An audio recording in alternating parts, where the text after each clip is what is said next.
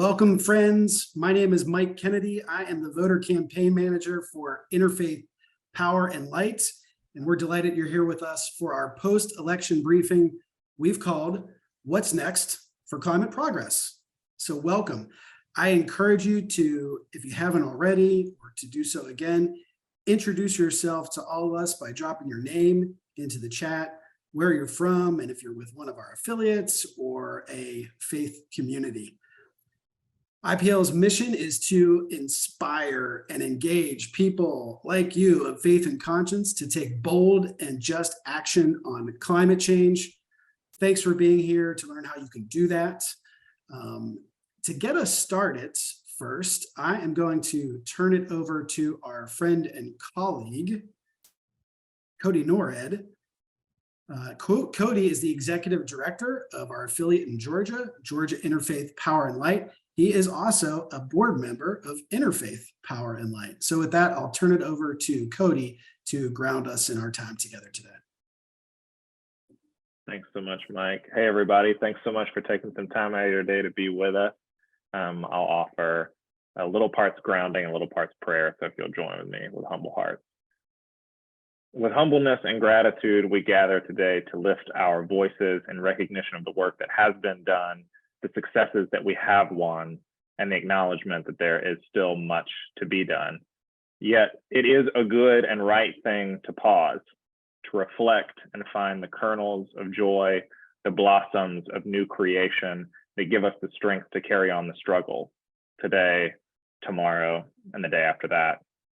So it's with great dedication and appreciation for the things that we hold sacred and the people we dearly love that all of us toiled in the years, months, weeks, and days leading up to the election. And with every amount of energy, we cried out to those with ears to hear, vote your values. For we know it is impossible to win on climate and justice without leaders who value those moral tenets themselves. So today we give thanks to you for the thousands of volunteers, for the staff of IPLs across the country, for our other untold number of partners that help register voters, educate voters, mobilize voters, and those who have attempted in every way to jump the hurdles of new era Jim Crow voting restrictions and the like that have faced us in all these states. So we stand together in the face of a world that is full of challenges, of despair, evil in the form of greed and disregard for human life, and today, with a resounding exhale, we say the fight continues, and at the same time, all is not lost. God, may you grant us the wisdom to take the time to celebrate when we can, to take these moments to celebrate the work of all those who have given their all to this effort. Thank you to all of you. May you also give us the space over this holiday season to rest, to get back our strength, for the work is not done. May it be so. Amen, and thank you all for joining us.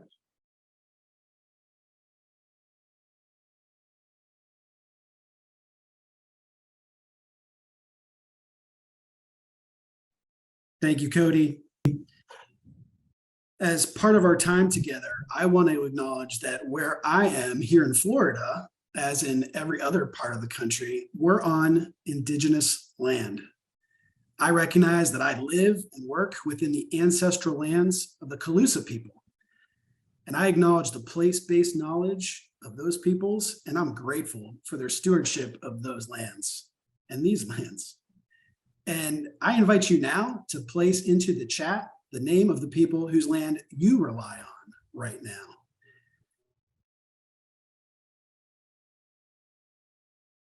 So before we get into the program, a couple of housekeeping notes to keep in mind.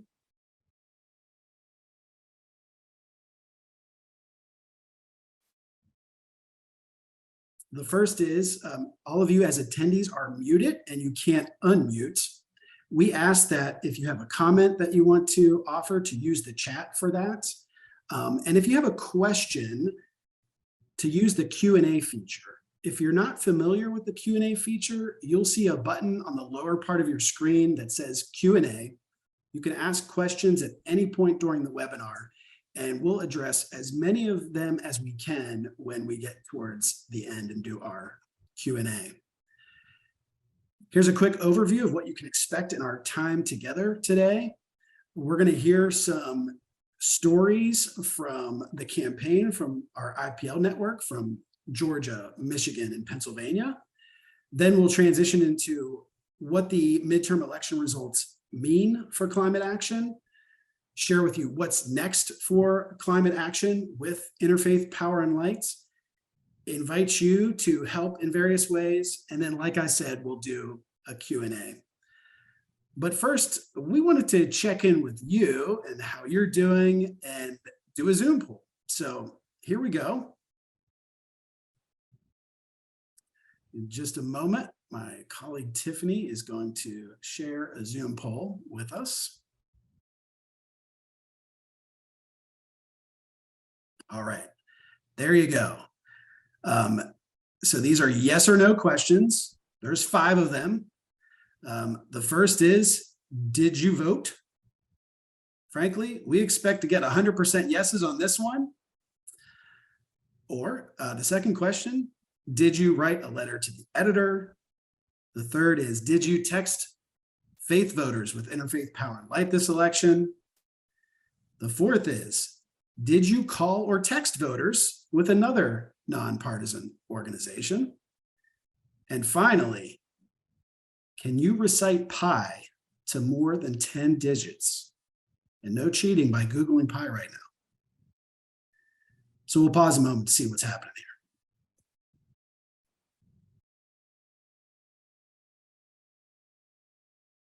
Okay, thanks for not letting us down. Almost 50 votes, all of you voted. Job well done, voters. Lots of letter writers out there. Great to see that we have some of our texting volunteers with us today.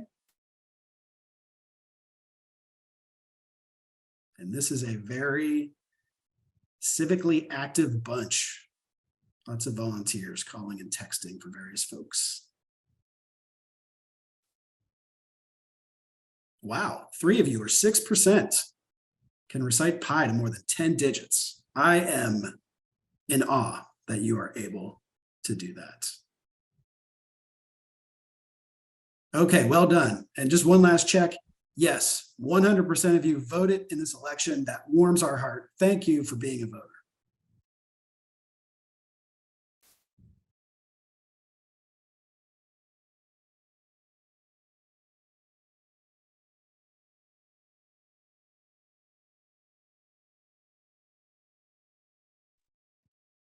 All righty, so as we move forward into our program, let me remind you, if you've got questions, drop them into the Q&A. If you want to offer a comment or observation, go ahead and do that in the chat.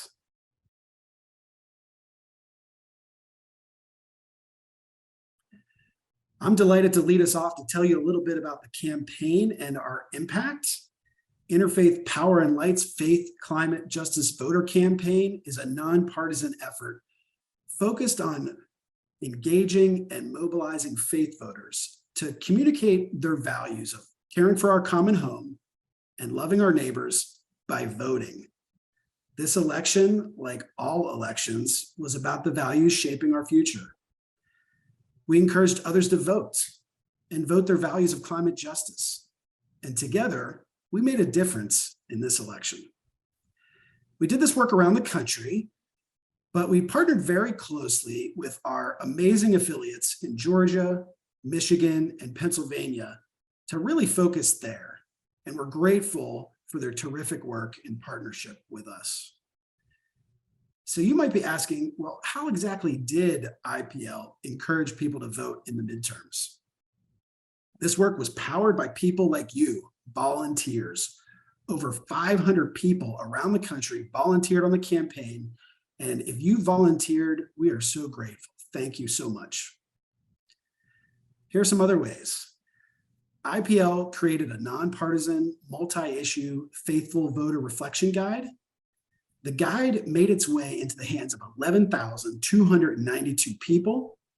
Each section of the guide contained questions for reflection and a question for candidates for elected office. We wrote the guide so that it remains relevant even after the midterm election. You can download the guide from our website or buy printed copies of it from our online store. Over 6,100 people pledged to vote in the midterm elections at our invitation. These pledges were gathered online at events like the one you see here in Detroit and during our Get Out the Vote text banks, which I'll touch on momentarily. IPL also offered a website where people could register to vote or verify their registration information was accurate. Here's a photo of Emily Hopkins, one of our voter campaign captains from California, registering a voter. 460 people verified their registration, and the vast majority of the 229 new voters who registered came from Pennsylvania IPL's efforts, and you'll hear about that shortly as well. A central approach of our campaign is to connect with climate-alarmed people of faith who don't vote often or at all. And one way we did that is by inviting IPL volunteers to join us on a Zoom event in advance of the election, kind of like the one you see here. There we trained them on our simple online texting system. They then sent text messages that reminded voters of the upcoming election, asked them to pledge to vote, and provided helpful local election information. As part of that, we partnered again this year with Yale's program on climate change communications and Georgetown University to test different voter mobilization messages and their effectiveness in boosting voter turnout. And we look forward to sharing the results of that experiment with you as soon as they're available in 2023. This year, 519,000 voters were texted in Georgia, Michigan, and Pennsylvania in advance of the election. And IPL volunteers then texted an additional 200,000 voters in Georgia in advance of that state's U.S. Senate runoff election. Earlier, I mentioned the stellar work of our affiliates in this campaign. With that in mind, we invited each of them to share a story from this campaign. And we're going to start with Georgia. So I'm going to turn it over again to Georgia IPL's Executive Director, Cody Norred, to share something with you. So Cody, take it away. All right, everybody. I promise this won't just be the Cody Norrid show. I'm going to get out of here quickly, but first, I'm going to share a couple of updates for you about how the campaign played out here in Georgia. And we are doing the things that I want to talk about are two different strategies that we use to employ here in Georgia that we found a great success. And I am going to attempt to show you one of those things now. So bear with me for just 1 second as I attempt to share my screen and show you all a quick little video.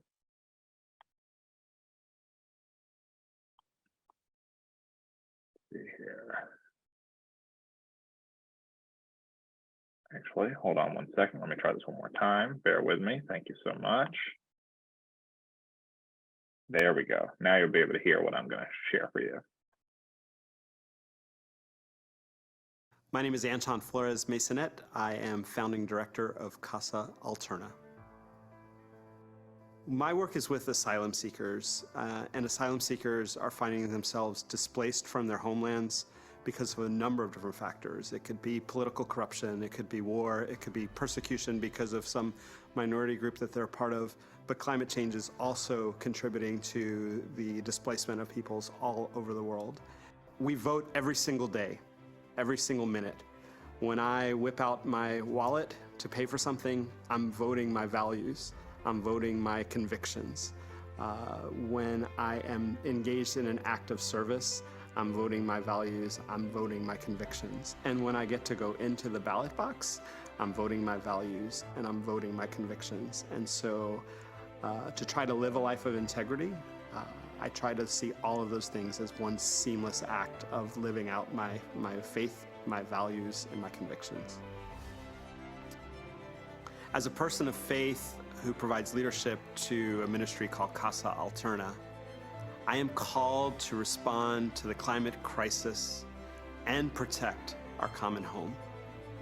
My faith inspires me to fight injustice and take action to ensure communities are protected from the worst climate impacts. We need to bring our voices and values to this election. For faith, for climate, for justice, vote. Por fe, por el medio ambiente, por la justicia, vota.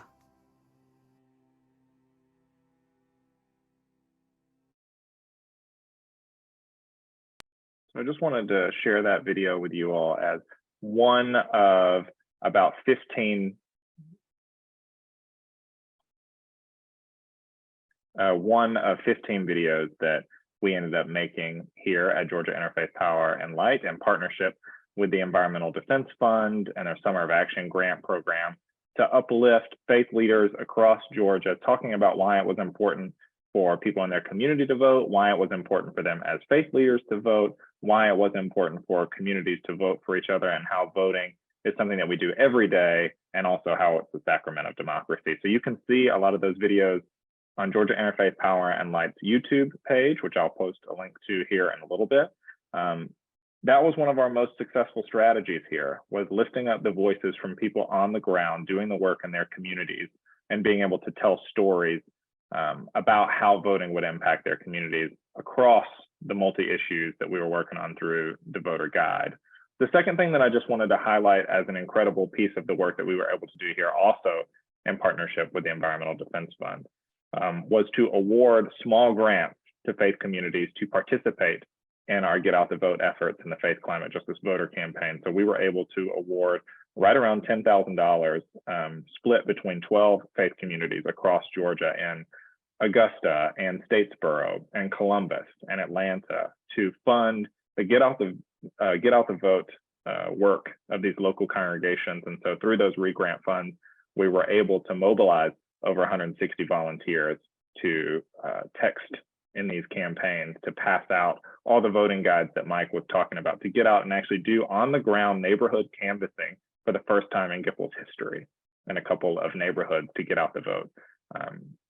We had, as many of you might be aware of, Reverend Brendlin Jenkins Bozeman, who is a wonderful partner in faith-based organizing work out of Augusta. She serves on our board, but one of the things that happened is we got these parties together for congregations to do texting together, and they had 45 volunteers from 10 different churches in their sanctuary texting individuals all across the state of Georgia. So these two, both the video making and the re-granting of funds to mobilize people across the state, were some of the ways that we built on this national campaign and the successes that we were already seeing from the campaign, to be able to utilize people's voices on the ground. Because as we know, and you probably know in your own state, the people from their own states know the issues and know how to organize there. And so we very much subscribe by that. And it was a real pleasure to work with people here on the ground. There's some people I know on this call. I can see their names in the chat who helped participate in those programs. And so thank you so much to those people here in Georgia. And also thank you to everybody who helped text in the first round of the campaign, and especially for the runoff. I'm very grateful. And so Mike, I'll pass it back over to you.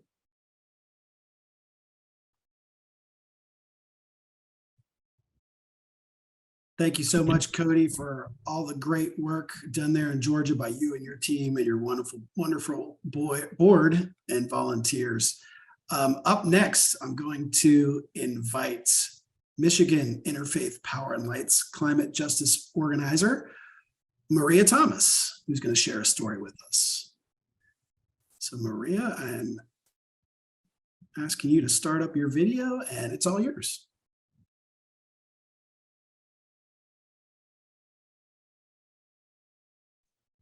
Hey, Mike. Always challenged a little bit with technology here, but I am ready to proceed, and I will do so without my script because I can't see it while I'm looking at the screen. At any rate, good afternoon, everybody. Thank you so much for allowing me to present this afternoon, Mike and IPL. And thank you also to our fearless leader in Michigan for Michigan IPL. That would be Leah Wisty. November the 22nd was the Board of Canvassers meeting that would that would certify the vote for Wayne County, Michigan, which included Detroit, Michigan. We, through our partners, Michigan Voice in particular, received troubling news about a week before the certification was to occur, stating that there would be those opposed to the certification of the vote in Wayne County and in particular Detroit. During this meeting, they would intend to disrupt the meeting and disenfranchise over 1.4 million votes in the state of Michigan. The image that you're seeing to the left is of 2 of the 5 Wayne County deputies that guarded the door at the venue. And the image on your right is that of myself and one of our team members sitting at the front door, looking from the inside out at those who were opposed to certifying the election for one reason or another.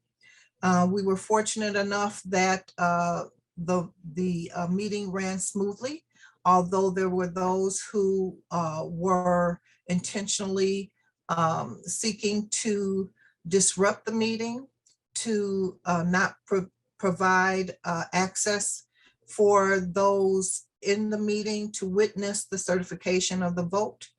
And for one reason or another, including things as simple as people shouldn't be allowed to vote after 8 o'clock in the evening if they are standing in line, because you cannot stand in line after the voting machine, after the lottery machine closes in the state of Michigan, and still spend your money and make a bet with the Michigan lottery. Fortunately, MIIPL had 10 members who were willing to take off time from their day and from their work, in some cases traveling some 50 miles to get from Ann Arbor, Michigan into the city of Detroit in order to arrive at the meeting and be witnesses to the certification. In doing so, we were able to prevent those opposed to a fair democratic electoral process from being able to access the meeting. And they were, and they were prevented from disrupting the meeting in itself.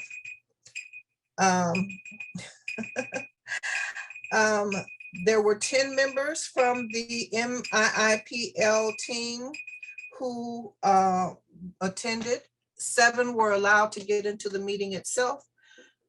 8 were allowed into the building, and 1 was prevented from gaining access to the building because of others in front of them. However, the meeting did go smoothly and the vote was certified, which is the most important issue of the day. The state of Michigan certified its elections on the 28th of November. So we are all set to go and hoping that Georgia will join the rest of the country in certifying their votes by the end of this year. Thank you so much again. Amazing work, Maria. Thank you so much for sharing that story with all of us. Moving on, up next, I invite Tyrell Best Savage to join us. Tyrell is the Civic Engagement Coordinator for Pennsylvania Interfaith Power and Light. Tyrell, take it away. Thank you, Mike. Hello, everybody. Yes, Best Savage is my real last name, just to get that out the way. But I was coming today, I wanted to share a little bit about what happened in Pennsylvania. As you all may know, we had many pivotal races that had great turnout. Like many other states, we had a great deal of alarming characters who were running this year. However, we here at Pennsylvania Interfaith Power and Light, we were able to register over 200 voters, many of which were new voters. And we mobilized 22 election defenders throughout the counties in Pennsylvania to assure and aware that people would feel comfortable and elections would be held in a safe manner. I also wanted to share a very, very specific story today of a little bit of perseverance. It made me feel good. So I wanted to share it, make you guys feel good. I would like to share a story about a fellow named Gene Renslow. They they were very, very pivotal in our campaign with voter registration. They helped incorporate students into our voter registration campaign, which evidently helped us to get so many voter registrations. But when they first started out, it was a very, very, very rough day. People were a little rude and cranky. If you ever worked trying to get people to register to vote, sometimes it's, sometimes somebody's not having a good day, and inevitably they take it out on you. So that happened to Jean. Jean actually asked to go home a little bit early. They seemed really, really down and depressed about the day. However, I assured them that this is not a bad thing. And unfortunately, it's just a commonality of our work. Most people would typically hear that, right? And not come back. They'd be a little scarred, like, oh, I'm not doing this. This is not for me. However, Jean was very, very different. Instead of quitting, they faced their anxiety and overcame it like it was never there, like literally never there. The following shift, Jean came back and registered the most people we've ever had all campaign. She signed up literally 20 new voters in that next day. And I literally broke our record. And I haven't seen anyone, like, since I've been in this work, I've been doing this now for 4 years. I haven't seen anyone come back and have a bounce back day like Jean did. They had a newfound confidence. It literally like sparked the room, and you could never tell the day before that they were anxious or nervous or anything. It was pretty amazing. That day, it definitely inspired me in this work, of course. It definitely gets tough, and sometimes you may want to just give up and quit. But as Jean showed and persevered through, you have to keep fighting. You have to keep fighting through for what you know is right, right? We all could just turn a blind eye to this work and say, you know what, I give up.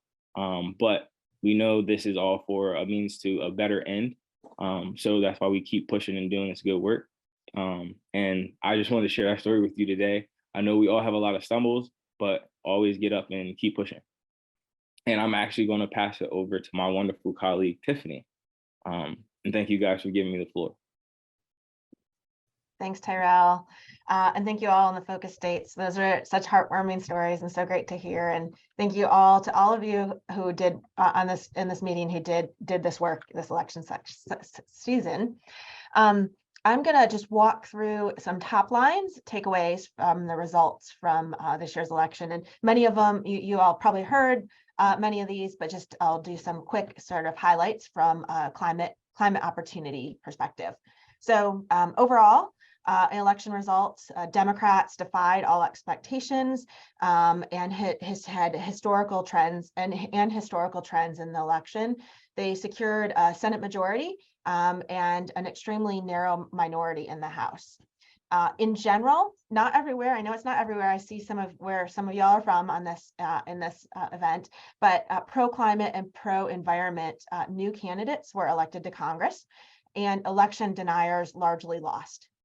Climate fell just below abortion and inflation for issues that voters cared about. So it was clear that the climate provisions of the Inflation Reduction Act remain overwhelmingly popular. And you can see from this poll, and we'll share the direct link in the chat in a moment, but you can see that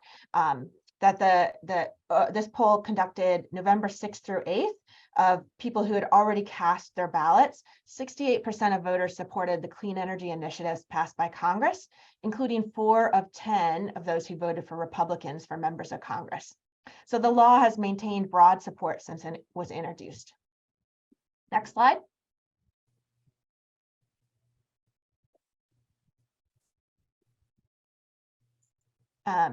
In the Senate, so when Democrats gained the 51st seat in the Georgia runoff, Democrats secured majority on all of the committees, which will have a big impact on Democrats' ability to move legislation and nominations. So that was big news and progress for climate. And then, as all of you probably know, shortly thereafter, Senator Sinema announced she plans to switch from the Democratic Party to become an independent. So that narrows the margin and complicates things a bit. So we'll see what that means. But Leader Schumer has announced that she will keep her committee assignments. So we'll see how that unfolds. Next slide. In the House, there was a narrow Republican majority. That means that passing big climate rollbacks or obstructing progress on climate or clean energy will be harder if they don't have a large majority. Some members won with a really narrow margins, which means they'll really be wanting to look forward and do bipartisan work. The House will be assigning new committee chair slots, and there will be some open committee chair seats. So we'll be tracking those committee assignments. It is expected that Republicans will plan to conduct some investigations of the IRA, the Inflation Reduction Act funding, and the Biden administration's implementation of it. There's also been some discussion of eliminating the House Select Committee on Climate Crisis, which has been a good place to raise the profile of climate issues and the need for some climate policies. And overall, we're going to also expect to see a lot of new slots for committees open as Republicans shift to control in the House. At the state level, we saw victories for pro-environment candidates in the states, which will significantly impact the ability to implement climate and clean energy actions at the state level.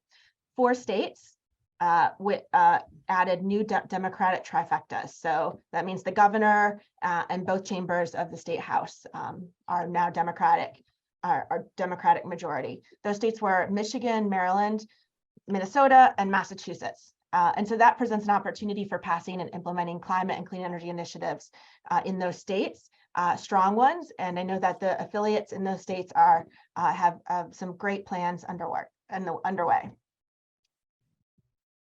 Next slide. The possibilities for climate action.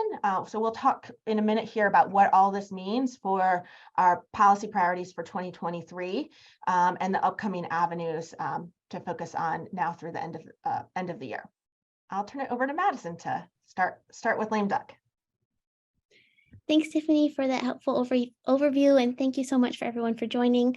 I join in echoing how wonderful it is to hear all the amazing stories of the great work done this past election. And I know for the sake of time, I'm going to try to be speedy and keep an eye on the clock, so bear with me. But because it is the end of the year and because the House is flipping next Congress, we have a couple of things that we're keeping an eye on. The big thing right now is on focusing on appropriations. If you'll remember, this past September, Congress passed a CR that kept our government funding through December 16th, which if you have an eye on the calendar, that means that the deadline is quickly approaching at the end of this week. And so lawmakers are in a final sprint to make sure that they pass a big funding package called an omnibus. But what we're hearing right now is that is likely to not quite meet the deadline. So they're going to pass a week-long CR to give them a bit more time to really get in the weeds and come to an agreement on the larger funding package.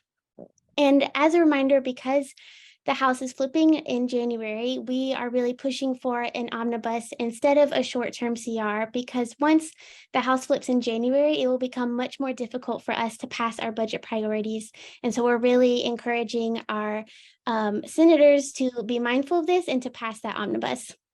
This is important to keep in mind, with the lame duck and with all of these appropriations discussions happening, that it soaks up a lot of the floor time and a lot of, legislative negotiation processes. So what we're seeing is a couple of our priorities likely to be attached to the omnibus at the end of the month, including the Electoral Count Reform Act, which would more clearly define how Congress and the Vice President count electoral votes after an election in hopes of preventing another insurrection, and the Recovering America's Wildlife Act, which provides historic levels of funding to protect wildlife on the brink of extinction.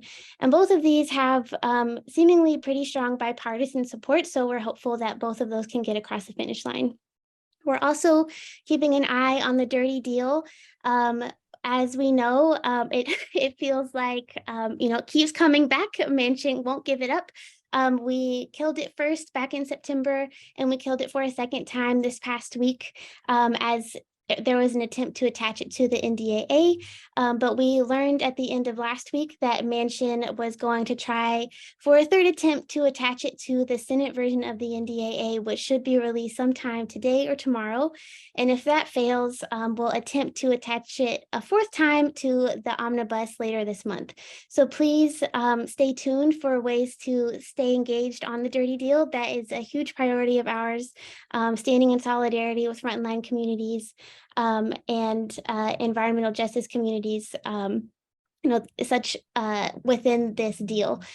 Third, we're keeping an eye on judicial nominations. We know that environmental laws are only as strong as the judges who uphold them. And right now, in the Senate, there are quite a few judges that need to be confirmed, and we are asking on the Senate to confirm those on the slate, because once the year ends and the Congress flips, all of those nominees that weren't confirmed would have to start the process all over again, which can take a lot of time.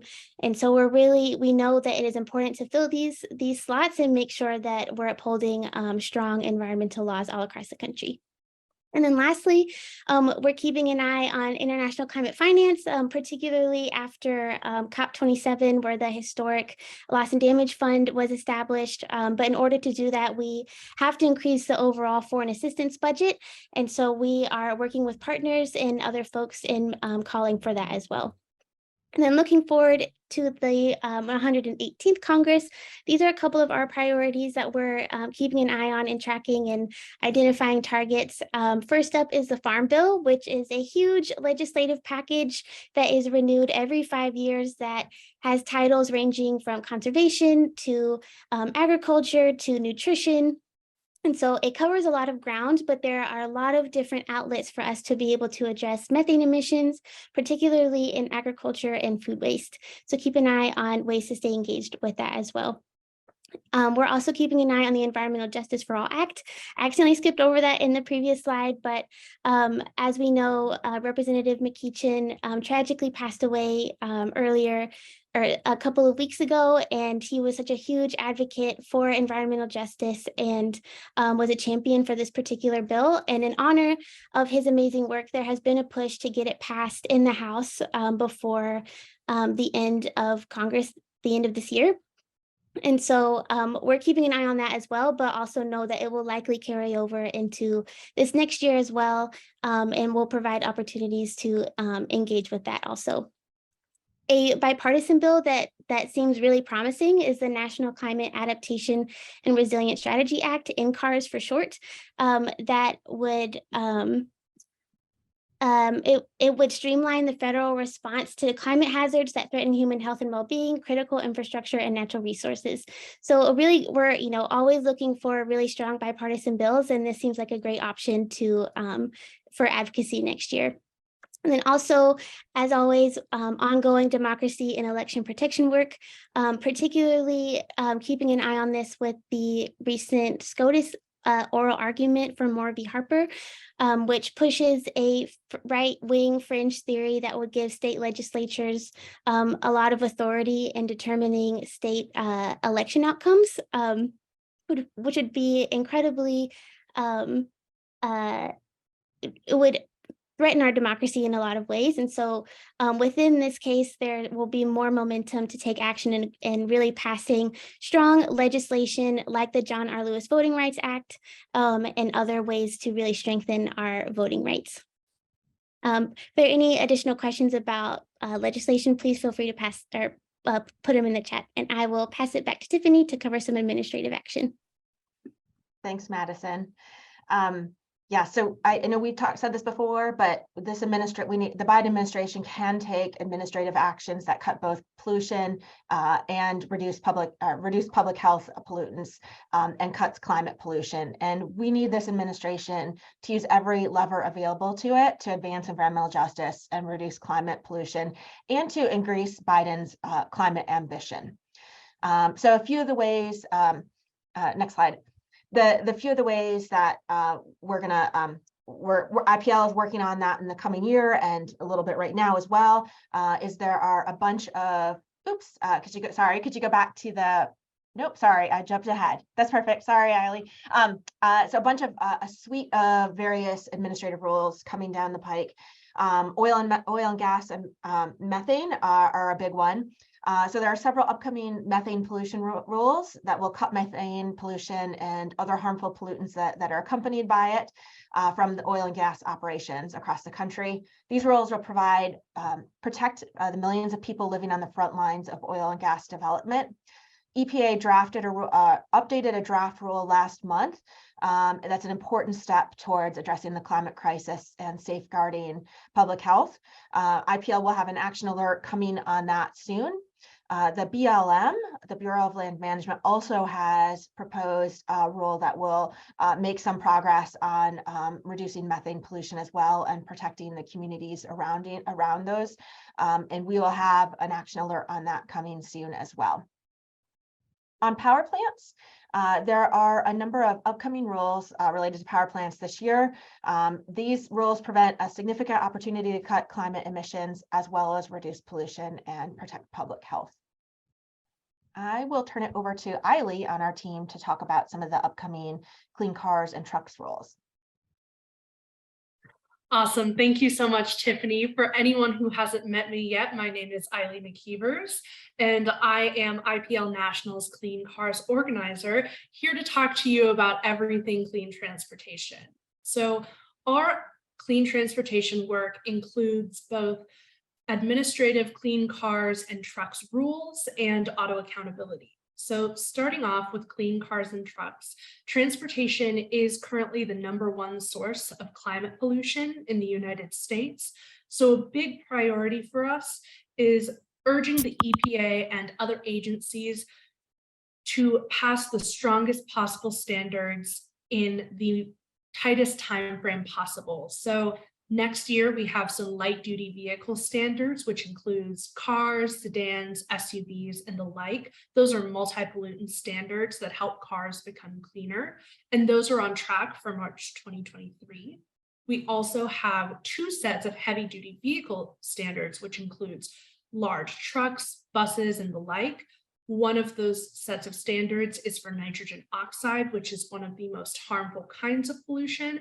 And we also have our standard greenhouse gases standards that are coming out in March 2023. The nitrogen oxide standards are hopefully expected before the end of the year.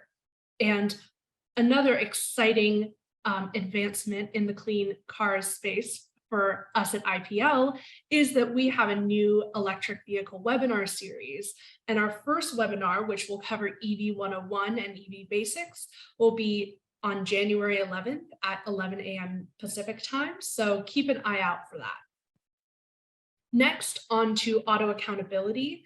On the left, you'll be able to see an image of our latest ads. These were displayed as digital ads in the area surrounding the LA Auto Show. Up and coming, we've got the DC Auto Show, which is in January of next year. We're super excited to work with partners, including IPL DMV, to engage in on-the-ground organizing. And we've also got some really exciting digital ads going out around accountability for the Engine Manufacturers Association, which is an industry group that engages in a lot of shady lobbying. Lastly, we've got some really exciting letter deliveries in the pipeline in Detroit, Michigan at the GM headquarters, and also potentially in Plano, Texas at the Toyota headquarters. So there is a ton of super exciting work going on in this space. And with that, I will turn it over to our valiant host, Mike.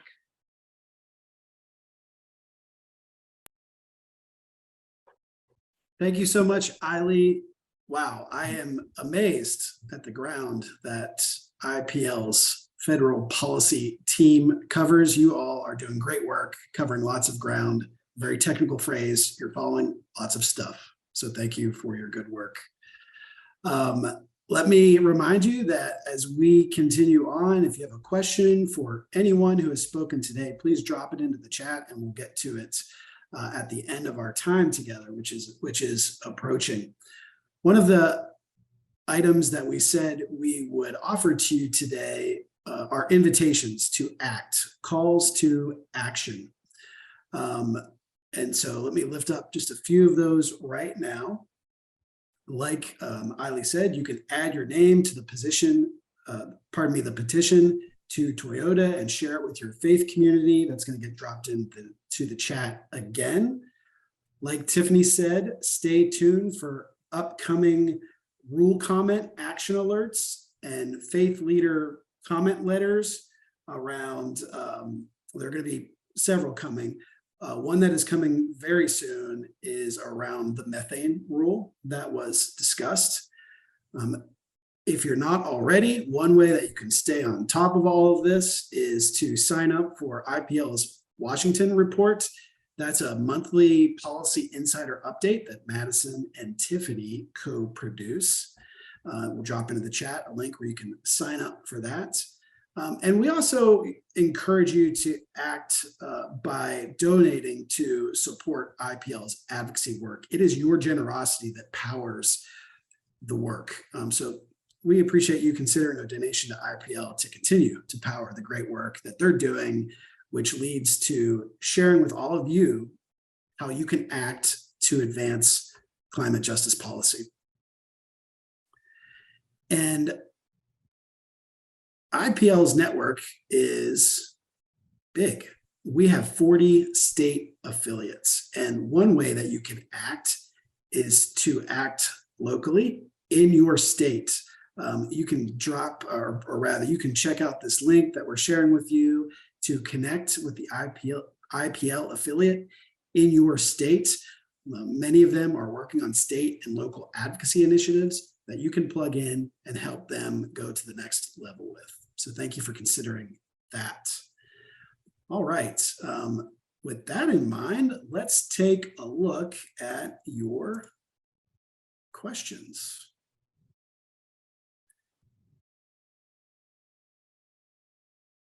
And I'm going to direct this one to my colleague, Madison.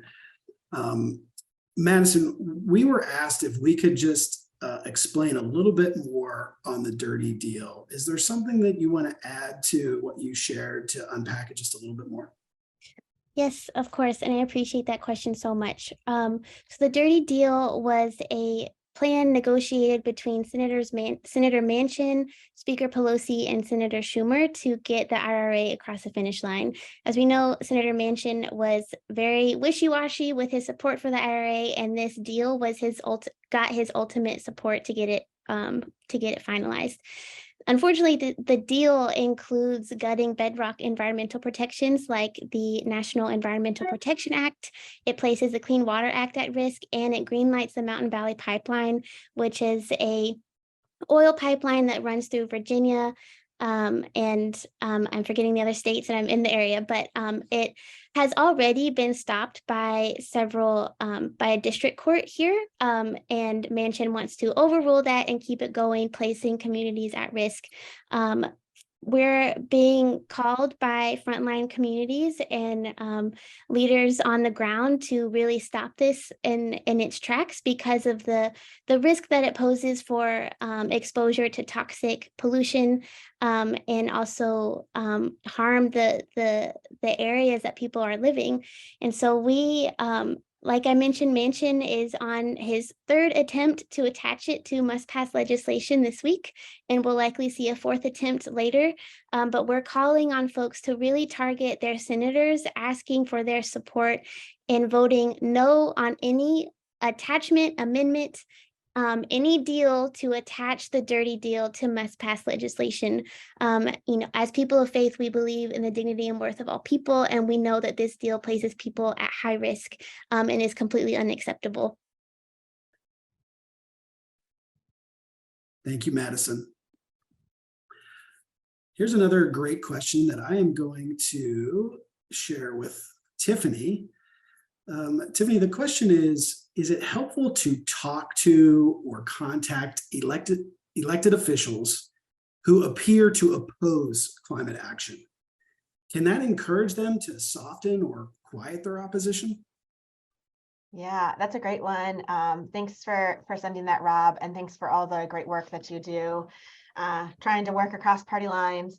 I think it's always worth continuing to hear for elected officials to hear from constituents about climate concerns and to lift up climate projects in their district, or where demonstrate faith communities and why this is important to us, or examples. Or I know many IPL congregations and affiliate congregations are demonstrating the solutions within their congregations and houses of worship with solar on the roofs or energy efficiency.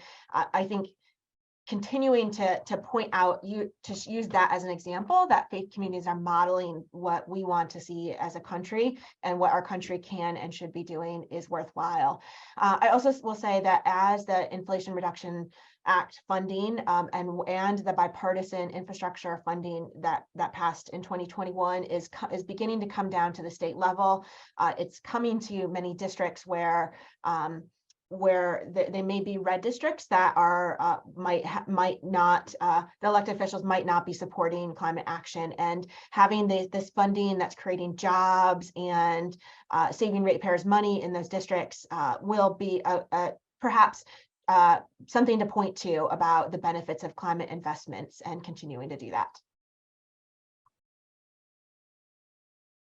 Thank you, Tiffany.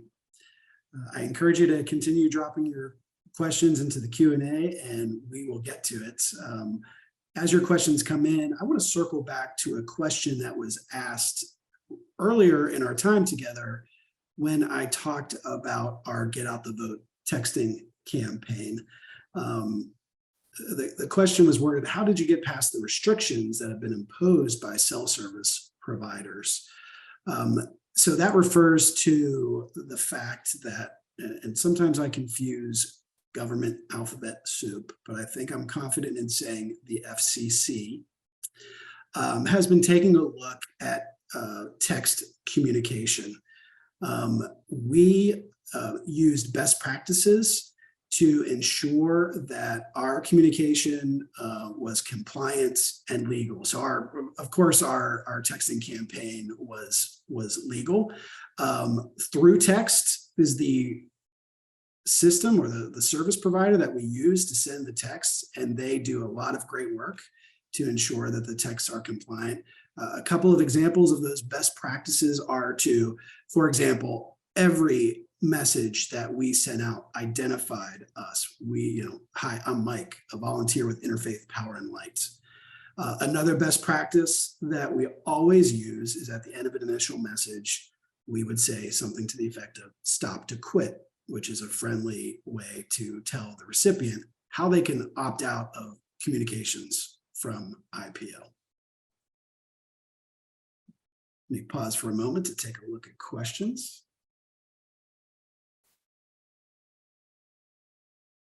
I think we have addressed all of them. Actually, Mike, I see one more that maybe Eiley could speak to. Somebody asked about repeating the IPL program on EVs a bit more. So maybe Eiley, if you want to go share a little bit more on that. Yeah, of course. So with our clean transportation program, we have these two branches, one of which is on the administrative side, which is us constantly advocating for stronger protections for our current common cars on the road, which typically include internal combustion engine, both gas and diesel. And then on the other hand, we have auto accountability, which focuses on automakers. And this is where we really like to advocate for electric vehicles, both with automakers making more different kinds of EVs, as well as making them accessible and affordable for the general public. So these two kind of branches of our advocacy work helps, really create a full campaign to address the width and the breadth of transportation. Thank you, Eiley. Madison, a question for you. Someone asked, in last week's IPL webinar about COP27, IPL President, the Reverend Susan Hendershot, called on electeds to push for national funding to global damage and loss funds. Do you know or can remind us of the formal name of that fund? That is a great question, but as far as I know, it's called the Loss and Damage Fund. So if there is a more formal name, it is not to my knowledge, but I'm glad that folks are keeping an eye on it because it is a historic win for communities on the front lines of climate change, and we have a long road ahead of us to make sure that those funds are adequately met. Thank you, Madison. Well, we are nearing the end of our time together. I want to thank lots of folks. I want to thank all of you out there for attending this briefing today. For those of you that volunteered in the campaign and volunteer in other ways for IPL, thank you so much. I want to thank our friends and colleagues at Georgia, Michigan, and Pennsylvania IPL, Cody, Maria, Tyrell, thank you for your incredible work. And I want to thank my colleagues on the IPL federal policy team, Tiffany, Madison, and Eiley. Thank you for all that you do and for your time today. We covered a lot of ground today. After this webinar, we're going to send a follow-up email, which will contain a recording to it, and also all of the links that we mentioned today. So again, thank you all for being here. We're grateful for your work and your witness, and have a terrific day.